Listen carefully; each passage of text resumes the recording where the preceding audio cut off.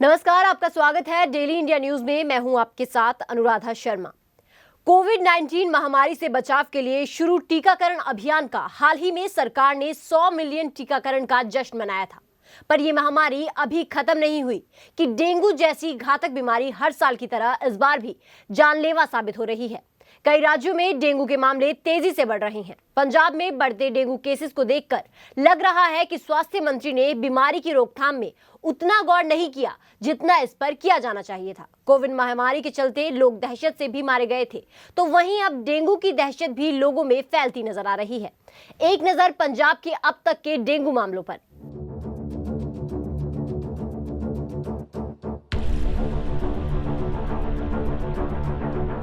पंजाब में केवल पिछले एक सप्ताह में लगभग 4000 मामले दर्ज किए। स्वास्थ्य अधिकारियों के अनुसार इस साल के मामलों और मौतों की संख्या अब तक का सबसे खराब आंकड़ा हो सकते हैं। इससे पहले 2017 में 15,000 से अधिक मामलों के साथ अधिकतम संक्रमण देखा गया है। अभी जारी डेंगू स्पाइक नवंबर के मध्य तक जारी रहने की संभावना है, जिसके बाद रात के तापमान में गिरावट के साथ मच्छरों की आबादी गिर जाएगी और मामलों में गिरावट आ सकती है। कुछ जिले दूसरों की तुलना में अधिक प्रभावित हैं। डेंगू से प्रभावित 5 जिले ऐसे हैं जिन्होंने 1200 से अधिक मामले दर्ज किए हैं। इसमें SAS नगर 1981 मामलों और 20 मौतों के साथ चार्ट में सबसे ऊपर है। इसके बाद भटिंडा में 1760 मामलों और 1 मौत हुई है।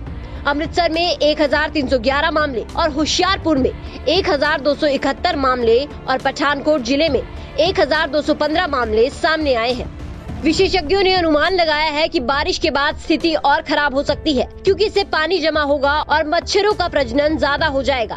लंबे समय तक चल रहे मानसून ने बढ़ते मामलों और घातक घटनाओं को जन्म दिया है।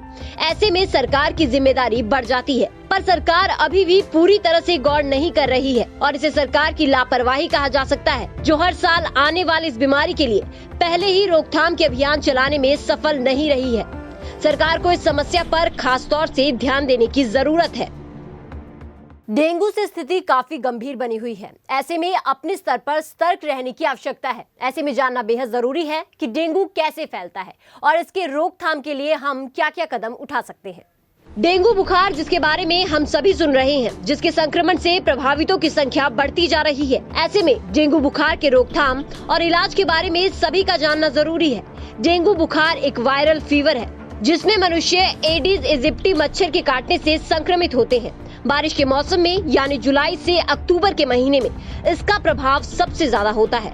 ज्यादातर ये मच्छर दिन में काटते हैं। जब कोई एडिस इजिप्टी मच्छर डेंगू से संक्रमित मनुष्य को काटता है तो उस मनुष्य के ब्लड के साथ डेंगू वायरस भी मच्छर के शरीर में पहुंच जाता है और जब यही मच्छर दूसरे मनुष्य को काटता है तो इसी मच्छर के द्वारा डेंगू वायरस दूसरे मनुष्य के शरीर में चला जाता है और वो मनुष्य संक्रमित हो जाता है।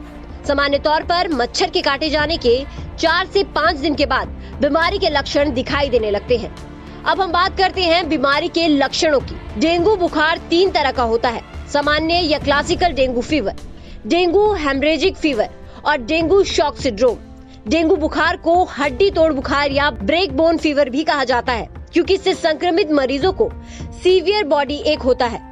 शुरुआती लक्षणों में ठंड के साथ तेज बुखार आना, जोड़ों में दर्द होना, आंखों के पिछले हिस्से में दर्द होना जो दबाने पर बढ़ सकता है, कमजोरी, थकान, भूख न लगना, जी मचलाना और शरीर पर रैशेस भी आ सकते हैं। सामान्यतः इलाज के 4 से 5 दिनों में मरीज इस बुखार से रिकवर हो जाते हैं, लेकिन समय पर इलाज न किए जाने पर यही बुखार डेंगू हेमरेजिक फीवर और डेंगू शॉक सिंड्रोम की स्टेज पर पहुंच सकता है। अब हम बात करेंगे डेंगू बुखार के इलाज की।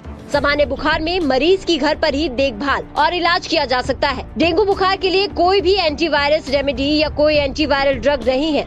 डेंगू में किसी भी पेन किलर का इस्तेमाल करने से बचना चाहिए और पर्याप्त मात्रा में फ्लूइड और लिक्विड का सेवन करना चाहिए, जैसे कि नारियल पानी, नींबू पानी, जूस, सूप, साथ ही अपने न्यूट्रिशन का बराबर ध्यान रखना चाहिए। इसके साथ ही प्लेटलेट्स को मॉनिटर करते रहना चाहिए। 3-4 दिन में घर पर इन सभी चीजों को ध्यान में रखने के बाद भी अगर बुखार कम न हो और डेंगू, हेमरेजिक फीवर और डेंगू शॉक सिंड्रोम के लक्षण दिखाई देने पर मरीज को तुरंत अस्पताल में भर्ती करवाना जरूरी है। घर पर इलाज के दौरान हमें लगातार प्लेटलेट्स की मॉनिटरिंग करते रहना चाहिए, क्योंकि डेंगू बुखार का असर हमारे बोन मैरो प्लेटलेट्स और व्हाइट ब्लड सेल्स पर पड़ता है। सबसे जरूरी बात यह है कि डेंगू मच्छरों से कैसे बचा जाए। उसके लिए आवश्यक है एडीज मच्छरों को पनपने से रोकना और एडीज मच्छरों के काटने से बचाव करना। एडीज मच्छर साफ पानी, कृत्रिम रूप से संचित पानी में ही पैदा होते हैं, तो घर या ऑफिस के आसपास पानी ना जमा होने दें। गड्ढों को मिट्टी से भर के रखें। कूलर, फूलदानों, गमलों में अनावश्यक रूप से पानी इकट्ठा ना होने दें। खाली डिब्बे, खाली बोतल आंगन में खुली अवस्था में ना रहने दें। ऐसी छोटी छोटी बातें ध्यान में रखने से डेंगू जैसी बीमारी से अपने स्तर पर बचा जा सकता है। News desk, daily India news.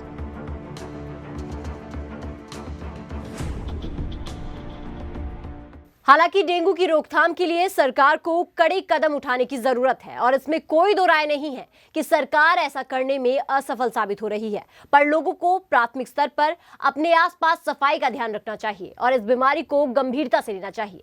फिलहाल के लिए बस इतना ही। बाकी खबरों के लिए देखते रहें डेली इंडिया न्यूज।